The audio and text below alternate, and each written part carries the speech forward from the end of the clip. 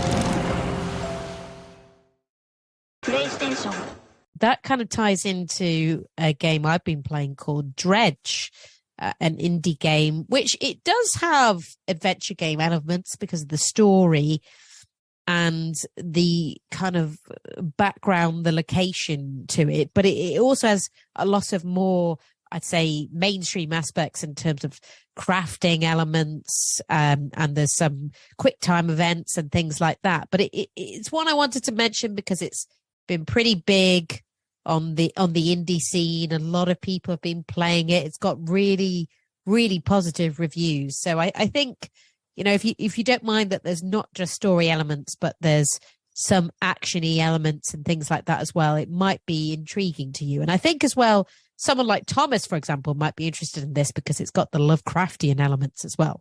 So what it is, it's a single player, it's a fishing adventure, and you wash up to this kind of creepy village town, and they've advertised for a new fisherman. You don't know at that point what's happened to the old fisherman, and there's lots of questions as to what might have happened.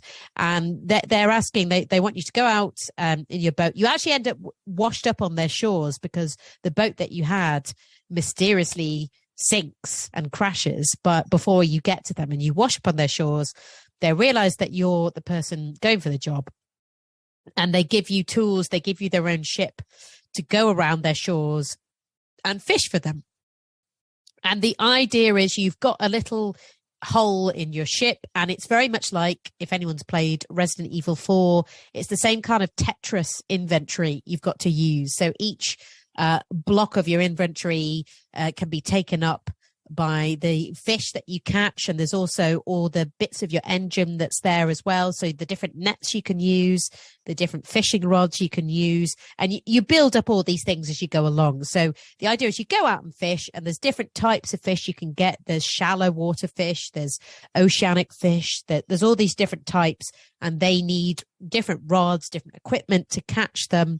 You sell them to the local fishmonger, you get some money, then you can buy some new things, and that's how it goes. And that element of it is, you know, pretty, you've seen that in other games before. What's cool about this is it sort of goes that Lovecraftian route of not all is as it seems. And it has this meter at the top where if you go out fishing for too long, you start to get tired. And what happens is when you get tired, you start to see weird things. So you'll start to suddenly see big fins rising up from the ocean. You'll suddenly start to see eyes in the middle of the fog. And when it gets very dark late at night, then you start to hear things around your boat as you're going. You have all this equipment, so you've got like a foghorn that you can blow, and sometimes you'll blow that and you'll hear other foghorns, but you can't see the ships anywhere. So there's this quite eerie atmosphere, and the idea is you can't go out fishing for too long, otherwise you'll go insane and your ship will get dashed to the rocks. And what's quite funny is when you are going out and going more insane, is that rocks that weren't there in the daytime will suddenly pop up in front of you. So it's as if you're kind of manifesting all these obstacles when you start to go more and more insane. So that's the kind of side element to it. You also, when you catch some fish, some of the fish are mutated and they've got weird things about them, weird characteristics. So that's another sort of side element to this oddity that's going on. And the idea is you're just going out and exploring the map. There's a sort of sinister collector figure who asks you to pick up these different trinkets for him, and that's kind of the main part of the mission. There's all these different things he wants you to get from these different islands, and each island has its own sort of characteristics and style. There's the Gale Cliffs, where there's all these tornadoes that look very much like Zelda and the Wind Waker kind of style, cartoonish touches. And I will say the whole art is very beautiful. It is kind of in that style of Wind Waker from the Zelda series. It's sort of dark, but also it's got these very kind of light touches as well when you're in the daytime. As soon as you're in the daytime, you're a bit like, oh, thank goodness, it's all clear, there's no fog anymore. But yeah, it's got these kind of lovely little elements to it that makes it a pleasure to sail through when you're not in the fog and the dark. So yeah, there's all these different islands that you explore. You can fish pretty much. There's all these little fishing spots that you go to, and if you've got the right equipment, you do these mini games to pick them up. And it's often about clicking at the right time. For example, your hook will go around in a circle and there are these little green spots, and if you click at the right time in the green spot, then your fish will go further up close to the boat, and then you'll be able to pick it up. And you've got to manage your inventory, you've got to manage these fish you get, you've got to manage all the sort of research parts you pick up and to upgrade your ship and manage all the kind of different equipment and upgrade all of that as well. There's lots of little side quests you can do. You don't just have to do the main bit with the collector, and part of that is the charm, going off and just exploring all these little nooks and crannies in this weird world. You've got an encyclopedia which has got all the fish that you've caught. There's books that you can pick up to read, and the progress of the book, the percentage of the book goes further the more you travel.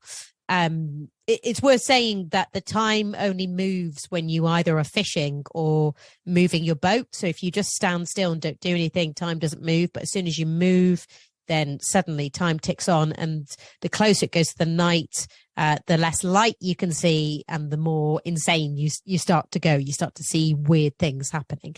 So I really enjoyed this, and I will say I'm not quite near the end yet, but I have finished most of it now, and I feel like unless there's a huge change to the ending, I kind of can see where this is going to go without giving any spoilers. But I thought this is a really just well made game in that it knows what it wants to do. It's got that story element to it, and you do pick up little story bits. There are messages in bottles that you pick up from lost travelers, so it has that kind of BioShock element of you're learning stories of other characters, because that's the thing, you talk to these characters on different islands, but I guess the main story you're discovering is one of your own, and what's really going on and why you're really here. But you do pick up kind of bits and bobs from different characters as you go along. It's not voice acted, but there's a bit like with Disco Elysium before it went fully voice acted. There's little sound effects and short animations and things like that, so you kind of get a bit of an idea of the character. I think as long as you're okay with the quick time events, the mini games, because some of them can be a little bit difficult, And also some of the areas that you go to can be a bit difficult because you get some big fish chasing you, or you have to repeat things again and again because you bump into things, you get too tired, and so on and so forth. It's not the easiest. And I would say at the beginning, it's also not the most intuitive because there's a lot of things you have to learn about what do you do to repair your ship? How do you go into this menu? It doesn't have a lot of tutorials, so you're kind of just learning on the go. It does mention some things. Obviously, it does explain some things, but there were still elements that weren't the clearest to me, and it was quite a lot to get your mind across. There's loads of different sort of menus and bits you have to delve into. But I think once you do get it, it's really interesting. It's a cool setting. I really enjoyed. Sometimes it's just fun just to go out and fish, not really thinking about the story and just thinking, okay, what can I go and get here? And the locations are really cool. You know, there's this volcanic area that's spewing hot lava. There's this sort of more tropical area where suddenly this creature just reaches its tentacles out. And so at any moment you feel like you can be sort of surprised by what's going on. It definitely leans into that Lovecraftian side pretty well. So I will say, you know, some of our listeners who are straight point and click adventure gamers might not like the action elements of it and the kind of crafting. But if you're willing to take a bit of that, do a bit of that. And the one thing I will say is you can turn off the mini games. So if those aren't your bag and you're not a fan, which I think is a great aspect, you know, it's accessibility. Some people might not be able to, you know, click as quickly and do all of this. So I think it's great that they do have that. So yeah, if that's not your bag, then that's fair enough. But I think if you're into something that does still have a bit of story, but it's got these extra elements as well, it's really taking a lot of people by storm. So I think worth having a look at. Oh no, that looks awesome. Yeah, I'm looking at some of the little clips of it now, and it really does look just like the second that you're discovering a new island. Just looking at these clips, it looks fantastic feeling.